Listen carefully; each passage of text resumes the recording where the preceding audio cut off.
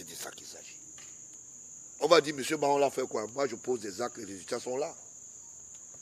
Je peux citer des choses. C'est moi qui ai créé le péage au Cameroun. J'ai créé le péage. Le péage, là péage qui engouffre. Non, laissez-moi parler. On ne voit pas les résultats du péage. Les routes ne sont pas arrangées. Là, déjà, les routes sont arrangées. Écoutez-moi. Au du retour ici au Cameroun, j'ai des documents. J'ai discuté à l'époque avec le fils Chungi. À l'époque, il était ministre délégué à la présidence. Les bureaux du ministre délégué de l'économie étaient au sein de la présidence. Ça, c'est une chose. Ouais, laissez-moi parler. Ouais, vraiment, ce monsieur est terrible. Hein? Je dis que c'est moi qui suis ici. Je n'ai jamais eu un sentier, je n'ai jamais rien demandé à l'État. J'ai fait lancer l'opération Antilope avec M. Ndilé, directeur de la solde à l'époque au ministère. C'est parti de mon cabinet avec proposition au chef de l'État. Je suis le premier Camerounais à avoir réuni les partis politiques au Cameroun à travers l'association des messagers de la paix, qui a été détenue par André Tungui, qui a même pris le nom. Monsieur Biya, à travers Belinga Eboutou, nous a assisté et j'ai donné un titre honorifique à Mme Salah, à mon propre père. J'ai géré cette association avec Lekina, un pasteur. Nous avons fait cette première rencontre ici au Hilton, à Yaoundé, où j'avais le thème c'était « Ne coupez pas le lien ». Il y avait à l'époque les représentants comme à Tekwana, pour le SDF, un certain nombre de personnes, les Ébois, tous étaient venus à cette place. Je suis la première personne.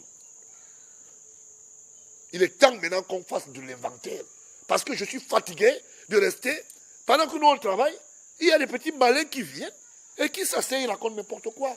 C'est ça que je suis en train de vous dire. Je suis la personne. Le péage est un panier qui me j'en prend viens. pas l'eau. Oui. Je suis la personne qui a domicilié le premier dossier au chef de l'État pour l'immeuble de la CNPS, pour qu'on arrête M. Ngo pour délit de corruption et tout ça et tout le reste. Je vais commencer à citer. On est fatigué, les gens s'asseyent et ils commencent à se tirer les machins. Ils sortent d'où? Ils sortent d'où? Ils sortent d'où? Je suis la première personne à avoir rencontré, toujours dans votre démocratie, parce que j'ai dit la vôtre. J'étais à Tarinkong, Froundi connaît cette face. À l'époque, c'était Beau et Bête. À l'époque des ébullitions, Beau et Bête. Donc c'est votre ami? Beau et Bête était son conseiller en communication. C'est pas mon ami. Je suis allé là-bas. Vous savez où il est? Je suis allé. Non, je n'ai pas cherché. Je n'ai pas cherché. Beau et Bête. Et on a été reçus à Tarinkong. À l'époque où les vieilles femmes soulevaient les robes, je suis passé sur les talus. Vous avez compris? Que les gens arrêtent. Cette tricherie va finir. D'où sortent vos histoires dans Tangandji? Ils sortent d'où? Ils ont travaillé quoi? Parce que quand les gens disent, il sort d'où? Le fils de Paul Biya. J'ai fait des choses, j'ai des histoires. C'est pour ça que je gueule. Parce que je sais de quoi je parle. Pourquoi les gens ne parlent pas en face? Parce qu'ils savent qu'ils me connaissent. On se connaît. Et quand on se regarde en face, on sait qui a fait quoi. Vous avez dit à quelqu'un l'autre jour que c'est les histoires du quartier Makia.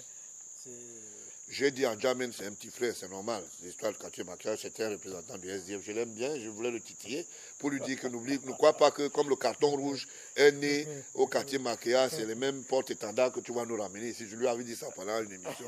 Elle dit bien, c'était pour lui dire que on est ensemble, il n'y a pas de problème. Alors, voilà. On est à la fin de cette édition. Il y a beaucoup à dire. On va certainement revenir au cours de la prochaine édition.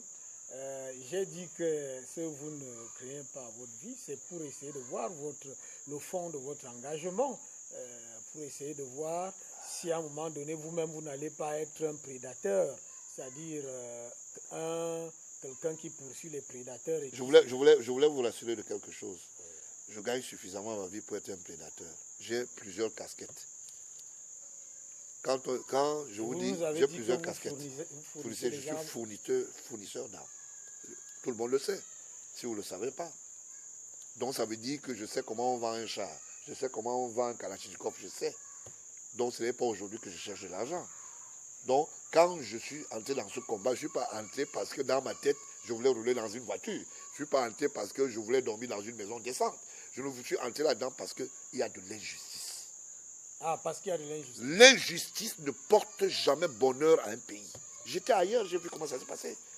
Je vous rappelle qu'à l'époque... On termine par là. Ouais. À l'époque, j'ai été éditorialiste de mon journal. Ça m'a permis de faire une mission à la baie, dans une baie espagnole. Avec le colonel Limi, avant sa mort, il a discuté cette île. Et puis, cette île est proche de la frontière espagnole, entre le Maroc et l'Espagne. Et le père du président marocain, que j'avais eu la chance de rencontrer en tant qu'éditeur à l'époque,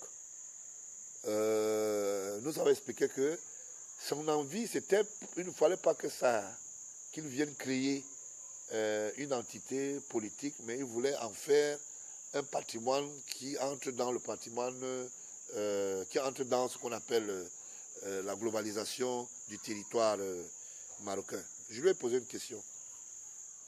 Est-ce qu'un village, quand il est petit, n'a pas droit à la liberté?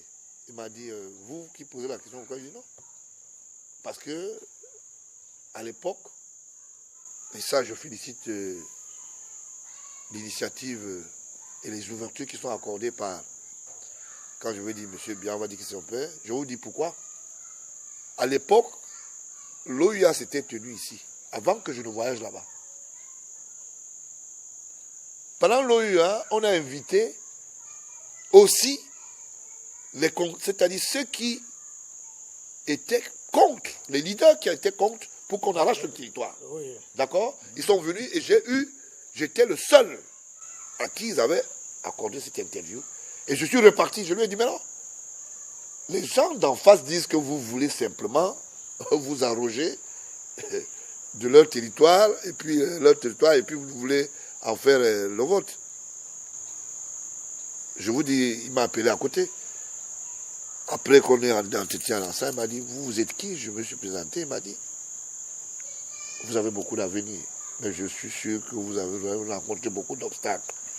Et les obstacles que vous allez avoir, je vous donne ma bénédiction. J'ai eu le patrimoine de sa bénédiction, ça veut dire, il a posé sur un instrument, m'a dit, les combattants africains, comme vous allez aller loin. Et je crois à cette bénédiction, parmi tant d'autres. Donc ce que je fais aujourd'hui, ça vient de Dieu, pas de moi. Merci. Voilà qui est dit, hein, ça vient de Dieu et pas de vous-même, c'est-à-dire que vous n'avez pas un orgueil personnel, tout le monde.